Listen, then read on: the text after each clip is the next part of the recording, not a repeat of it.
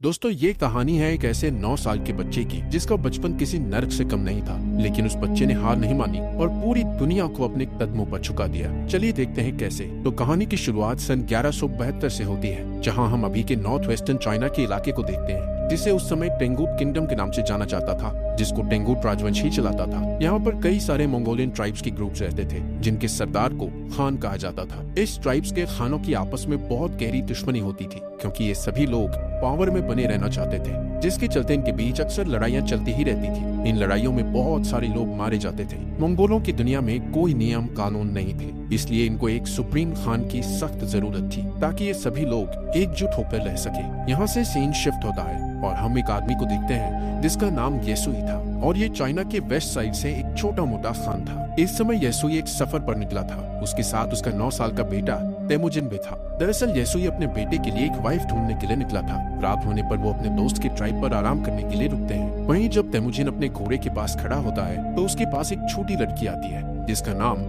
बोटे था। वो उससे उसका नाम पूछती है और कहती है कि तुम यहाँ क्यों आए हो, जिस पर तेमुजिन उसे अपना नाम बताकर कहता है कि वो अपने फादर के साथ उसके लिए एक वाइफ ढूंढने के लिए आया है। तभी बोटे उससे कहती है कि तुम्हें मुझसे ही शादी करनी चाहिए। इतना कहते हुए वो वहाँ से चली जाती है। रात में जब तेमुजिन अपने फादर के पास बैठा होता है, तो उसके फादर उसे कहते हैं कि मुझे तुम्हारे लिए एक ऐसी वाइफ चाहिए जो सबसे ताकतवर समुदाय से हो। तभी तेमुजिन अपने फादर से कहता है कि मैं खुद ही अपने लिए लड़की चूज करूंगा। तेमुजिन के जिद के बाद उसके फादर उसे अपने दोस्त की ट्राइब से किसी एक लड़की को चुनने की इजाजत दे देते हैं। अब सुबह होते ही तेमुजिन के फादर उस ट्राइब की सभी लड़कियों को लाइन में खड़ा करके उनके पैरों को गौर से देखते हैं, क्योंकि उनका मानना था कि एक स्ट्रॉन्ग लेग्स वाली लड़की ही अपने पति को खुश रख पाती है। इसके बाद तेमुजिन एक एक लड़की को देखता जाता है और लास्ट में वो बोटे को अपनी पत्नी चुनता है और उन दोनों की शादी हो जाती है। लेकिन शादी होने के बाद भी वो दोनों आने वाले 5 साल तक एक साथ नहीं रह सकते थे, क्योंकि ये उनकी ट्राइब्स का नियम था। अब तेमुजिन और उसके फादर का यहाँ से जाने का समय हो जाता है, लेकिन जाने से पहले तेमुजिन बोटे को एक नेकलेस गिफ्ट करता हुआ उसे कहता है कि वो उसके लिए जल्द ही वापस आएगा। यहाँ से येसुई तेमुजिन और अपने लोगों के साथ सफर पर निकल जाता है। कुछ दूर चलने के बाद वो लोग एक जगह पर आराम करने के लिए रुकते हैं। यहाँ पर वो सभी लोग काफी सतर्क थे, क्योंकि ठीक उनके सामने थोड़ी दूर एक और खान की ट्राइब के लोग बैठे थे। थोड़ी देर बाद उस खान का एक आदमी येसुई के लिए एक कटोरी में दूध लाता है, जिसका मतलब शांति का पैगाम था, और वो लोग समझौता करना चाहते थे। येसुई वो दूध की कटोरी ले लेता है और सामने बैठे खान के लिए भी अपनी तरफ से एक दूध की कटोरी भेजता है। येसुई के आदमी येसुई को खुद वो दूध पीने से पहले अपने किसी नौकर को पिलाने के लिए बोलते हैं, लेकिन येसुई उन्हें ऐसा करने से मना कर देता है, क्योंकि वो उस खान का विश्वास नहीं तोड़ना चाहता था और खुद ही वो दूध पी जाता है। दूसरी तरफ खान भी येसुई का भिजवाया हुआ दूध पी लेता है। थोड़ी देर बाद जब वो लोग अपना सफर फिर से जारी रखते हैं, तो रास्ते में अचानक ही येसुई के सीने में बहुत तेज दर्द होने लगता है, जिससे वो अपने घोड़े से गिरकर मर जाता है। यहाँ हमें पता चलता है कि ये सब उस खान के दिए गए दूध के कारण हुआ था, क्योंकि खान ने उस दूध में जहर मिलाकर दिया था। तभी तेमुजिन अपने फादर के पास जाता है, लेकिन उसके साथ के सभी लोग उसे यहीं पर अकेला छोड़कर वहाँ से जाने की तैयारी करने लगते हैं, क्योंकि उनके बीच एक परंपरा थी जिसमें उनका मानना था कि उन्हें किसी मजबूत इंसान को ही फॉलो करना चाहिए। अब जबकि येसुई, जो उनका राजा था, उसकी डेथ हो चुकी थी, इसलिए येसुई के लोग अपने लिए एक नए राजा की तलाश में निकल रहे थे। जिसके बाद तेमुजिन अपनी माँ के साथ अपने पिता येसुई का अंतिम संस्कार करता है। येसुई के पास जो बहुत सारी भेड़ें और बकरियां थी, अब वो सब येसुई के सबसे खास सैनिक, जिसका नाम टारगुटाई था, उसने रखी थी। ये देखते हुए तेमुजिन की माँ उसे बद्दुआ देते हुए कहती है कि मेरा बेटा एक दिन तुम्हें ढूंढकर जरूर मारेगा। टारगुटाई ये सुनकर सोच में पड़ जाता है कि कहीं आगे चलकर ये बच्चा उसे सच में न मार दे, इसलिए वो उसे उसी वक्त मारने के लिए आगे बढ़ता है। लेकिन मंगोलों में एक रिवाज था, जिसके हिसाब से किसी को मारने से पहले वो उसकी हाइट को उनके रथ के पहिए से नापते थे, और वो कभी भी बच्चों को नहीं मारते थे। जब टारगुटाई तेमुजिन की हाइट को उनके रथ के पहिए से नापता है, तो उसकी हाइट कम निकलती है, और तेमुजिन अभी बच्चा था, इसलिए वो बच जाता है। लेकिन टारगुटाई उसकी माँ को बोलता है कि वो अगले साल तेमुजिन को मारने जरूर आएगा, और तब तक उसकी हाइट और उम्र भी बढ़ चुकी होगी। कुछ महीनों बाद जब सर्दी आ जाती है, तो तेमुजिन के पास छुपने के लिए कोई भी जगह नहीं थी। तभी उसे अपने फादर की बात याद आती है कि उन्होंने कहा था कि गॉड टेंगरी उनकी बुरे वक्त में मदद जरूर करेंगे। इसीलिए वो उस सीक्रेट माउंटेन की तरफ जाने लगता है, लेकिन रास्ते में अचानक उसका पैर बर्फ से जमी झील पर टिक जाता है और वो उस झील के अंदर ठंडे पानी में गिरकर डूबने लगता है। वो डूबकर मरने ही वाला था, लेकिन तभी वहाँ उसकी ही उम्र का एक लड़का, जिसका नाम जमूखा था, उसे झील से बाहर लाकर उसकी जान बचा लेता है। यहाँ पर जमूखा और उसका बड़ा भाई तेमुजिन को अपने साथ घर ले जाते हैं और उसे खाना खिलाते हैं। तेमुजिन उसकी जान बचाने के लिए उनका शुक्रिया अदा करता है। इसके बाद जमूखा और उसका भाई अपने अपने हाथ पर कट लगाकर अपना खून दूध में मिलाकर तेमुजिन को वो दूध पीने को कहते हैं। तेमुजिन वो दूध पी जाता है और अब वो 2 नहीं बल्कि 3 भाई बन गए थे। उन्होंने तेमुजिन को अपना भाई बना लिया था। अगली सुबह टारबुटाई अपने लोगों के साथ तेमुजिन को ढूंढता हुआ यहाँ आ जाता है ताकि वो तेमुजिन को जान से मार सके। टारबुटाई के लोग तेमुजिन को पकड़कर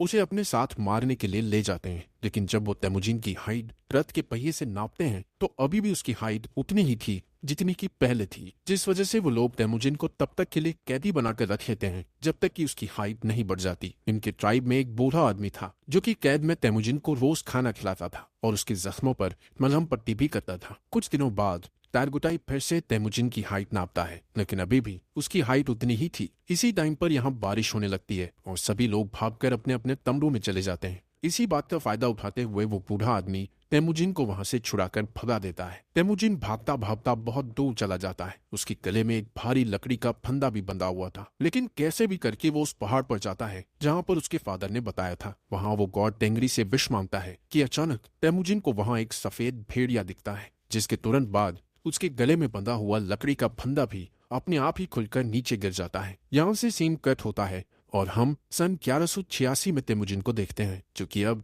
एक नौजवान लड़का बन चुका था। लेकिन तेमुजिन अभी भी टारगुटाई के लोगों से बचकर भाग रहा था। कई सालों से टारगुटाई के लोग तेमुजिन को ढूंढ रहे थे और एक दिन वो तेमुजिन को ढूंढ ही लेते हैं और उसे पकड़कर फिर से कैदी बनाकर उसी लकड़ी के फंदे में रखते हैं जिसमें उसे बचपन में रखा गया था। अब क्योंकि तेमुजिन की हाइट और उम्र बढ़ चुकी थी, इसलिए उसके मरने के चांसेस बहुत ज्यादा थे। लेकिन टारगुटाई उसे जान से नहीं मारता क्योंकि वो उसे अपनी जान की भीख मांगते हुए देखना चाहता था। लेकिन तेमुजिन टारगुटाई से बोलता है कि मैं खुशी खुशी मर तो सकता हूँ, लेकिन तुम्हारे आगे अपनी जान की भीख कभी नहीं मांगूंगा। ये सुनकर टारगुटाई उसे टॉर्चर करना शुरू कर देता है और उसे कहता है कि अब मैं तुम्हें धीरे धीरे तड़पा तड़पा कर मारूंगा। यहाँ पर हम देखते हैं कि वो बूढ़ा आदमी अभी तक जिंदा था और वो फिर से तेमुजिन के पास जाकर उसे पानी पिलाता है। उसी दिन शाम को जब सभी लोग आपस में बिजी थे तो टारगुटाई तेमुजिन के पास अकेला उससे बात करने जाता है। इसी बात का फायदा उठाकर तेमुजिन उसी लकड़ी के फंदे से जिससे उसे बांधा गया था उससे टारगुटाई को मारकर वहां से भाग जाता है। अब टारगुटाई को मारकर वो खुद खान बनने के लिए तैयार था। अब यहाँ पर वो सबसे पहले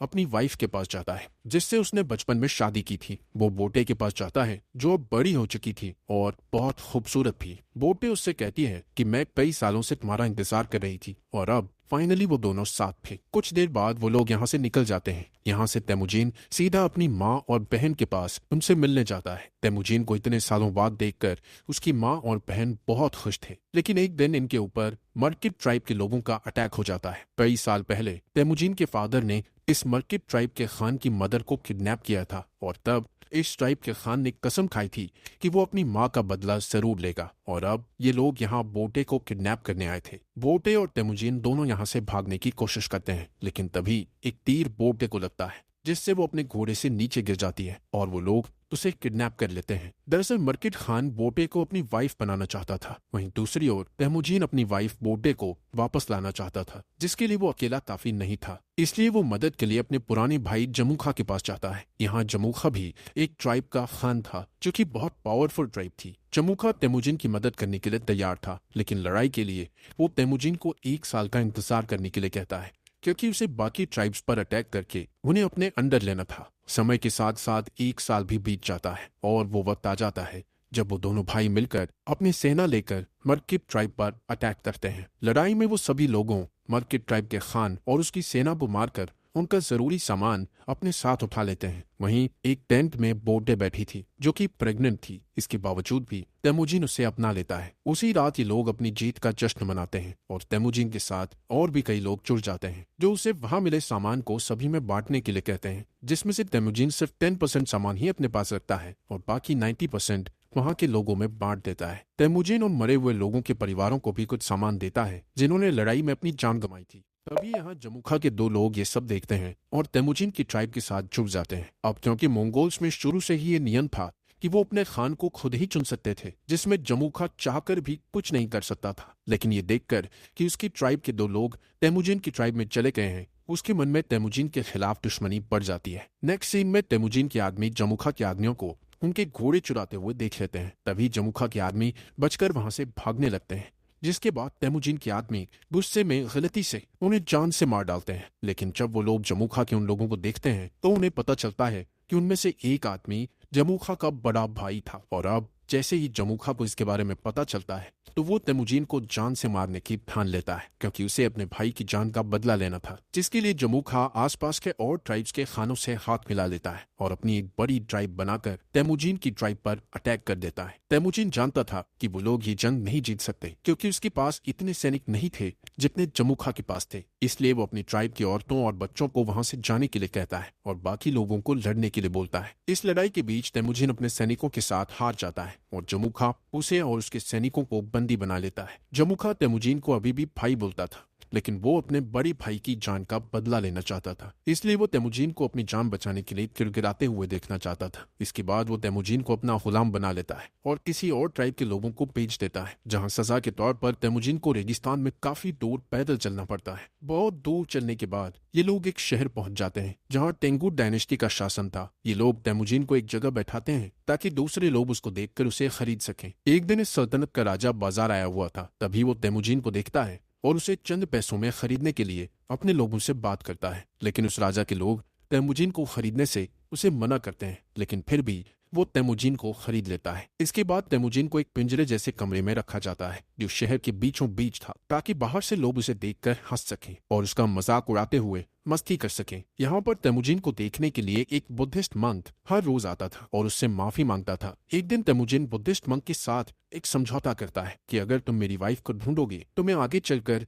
इस गांव को कभी नुकसान नहीं पहुंचाऊंगा। जिसके बाद वो बुद्धिस्ट मंक बोटे को ढूंढने के लिए रेगिस्तान में निकल जाता है, लेकिन बुद्धिस्ट मंक एक बूढ़ा इंसान था, इसलिए वो गर्मी के मारे बेहोश होकर वहीं मर जाता है। वहीं खुशकिस्मती से बोटे को उस मरे हुए बुद्धिस्ट मंक के पास वही नेकलेस मिलता है जो उसे तेमुजीन ने दिया था, जिससे उसे पता चल जाता है कि तेमुजीन अभी भी जिंदा है। इसके बाद बोटे अपने पति को ढूंढने के लिए शहर में निकल जाती है और यहाँ पर उसे तेमुजीन एक पिंजरे में बंधा हुआ मिलता है। उसी रात बोटे यहाँ के सिपाही को रिश्वत देकर तेमुजीन को यहाँ से भगा लेती है और तेमुजीन देखता है कि उसका बेटा बड़ा हो चुका है और बोटे की एक बेटी और भी है। बोटे तेमुजीन को घर ले आती है। यहाँ अब पूरा परिवार हंसी खुशी रहने लगता है। एक दिन बोटे तेमुजीन से कहती है कि सभी मंगोल्स एक जैसे ही होते हैं, सभी चोरी करते हैं और एक दूसरे को मारते हैं। मंगोल्स के लिए ये चीज एक आम बात है। लेकिन बोटे की इस बात का तेमुजीन पर बहुत गहरा प्रभाव पड़ता है और वो अपनी फैमिली को छोड़कर वहां से निकल जाता है। वो डिसाइड करता है कि अब वो सभी ट्राइब्स को मिलाकर एक नया मंगोल राज बनाएगा, जिसमें सभी के बीच नियम और कानून होंगे। तेमुजीन अब डिसाइड कर चुका था कि अगर इस काम को पूरा करने के लिए उसे किसी की जान भी लेनी पड़े तो वो पीछे नहीं हटेगा। वो 3 नियम बनाता है, जिसमें पहला नियम था कि औरतों और बच्चों को कभी नहीं मारा जाएगा। दूसरा नियम था कि दुश्मन से मरते दम तक लड़ा जाएगा और तीसरा नियम ये था कि कोई भी अपने खान को धोखा नहीं देगा। यहाँ से सीन कट होता है और हम सन 1196 को देखते हैं, जहां कई साल पहले तेमुजीन ने कसम खाई थी कि वो मंगोल की बड़ी आर्मी बनाएगा और अब उसने बहुत सारे ट्राइब्स को जीतकर एक साथ जोड़कर एक बड़ा मंगोल बना लिया था। अब उसके रास्ते में एक ही रुकावट थी जो उसको राजा बनने से रोक रही थी, और वो रुकावट और कोई नहीं बल्कि उसका भाई जमुखा ही था। जमुखा के पास भी एक बहुत बड़ी आर्मी थी और वो दोनों एक जंग के मैदान में अपनी पूरी आर्मी लेकर लड़ाई के लिए तैयार थे। यहाँ पर तेमुजीन जमुखा को उसका भाई होने के नाते उसके साथ जंग करने की बजाय उसको समझाना चाहता था, लेकिन जमुखा जल्दबाजी में बिना कुछ सोचे समझे अपने बहुत सारे सैनिकों को लड़ाई के लिए भेज देता है, जिसके नतीजे में उसके सभी सैनिक मारे जाते हैं। कई घंटों तक लड़ने के बाद तेमुजीन आखिरकार उसे जीत जाता है और जमुखा के साथ उसके कई सारे आदमियों को जिंदा कैद कर लेता है। तेमुजीन जमुखा के बचे हुए सिपाहियों को मारने के बजाय उन्हें अपनी आर्मी में शामिल कर लेता है। यहाँ पर तेमुजीन जमुखा की ट्राइब में उसी बूढ़े आदमी को देखता है जिसने तेमुजीन की मदद की थी। तेमुजीन उस बूढ़े आदमी को अपनी ट्राइब का एडवाइजर बना देता है। रात को तेमुजीन जमुखा के पास आकर बैठता है और उसे कहता है कि भाई, ये जो अपना अपना राज बड़ा करने का लालच है, ये आज उन्हें जिंदगी के ऐसे मोड़ पर ले आया है कि उन्हें अब एक दूसरे की जान लेनी पड़ रही है। जमुखा तेमुजीन से कहता है कि अगर मैं तुम्हारी जगह पर होता तो मैं अपने दुश्मन की सभी सिपाहियों को मार गिराता। दोस्तों, इस बात से हमें ये पता चलता है कि तेमुजीन और जमुखा की सोच कितनी अलग थी। इस बातचीत के बाद तेमुजीन अपने भाई जमुखा को माफ कर देता है और उसे यहाँ से जाने के लिए कहता है। इसके बाद हम बोर्टे को देखते हैं जो तेमुजीन के पास आई हुई थी। तेमुजीन बोर्टे और अपने बच्चों को देखकर बहुत खुश होता है। यहाँ से सीन शिफ्ट होता है और हम सन 1206 में तेमुजीन को देखते हैं जो इस समय सारे मंगोल्स का खान बन गया था, जिसका नाम गेंगीज खान पड़ गया था और उसे एक और नाम से भी जाना जाने लगा था जो कि था चंगेज खान। इसके बाद उसने पूरे के पूरे तेंगुर साम्राज्य का खात्मा कर दिया था और एक नए सिरे से साम्राज्य की स्थापना की। उसने मोनेस्ट्री शहर को उस मंक की आखिरी इच्छा समझकर छोड़ दिया, क्योंकि उस मंक ने तेमुजीन से कहा था कि अगर मैं तुम्हारी पत्नी को ढूंढ कर तुम्हारे बारे में बता दूं तो तुम इस मोनेस्ट्री शहर को तबाह नहीं करोगे। और आगे चलकर ये मोनेस्ट्री शहर मंगोल साम्राज्य का फाउंडर बना, एक ऐसा साम्राज्य जो कि इतिहास के सबसे बड़े साम्राज्यों में से एक था।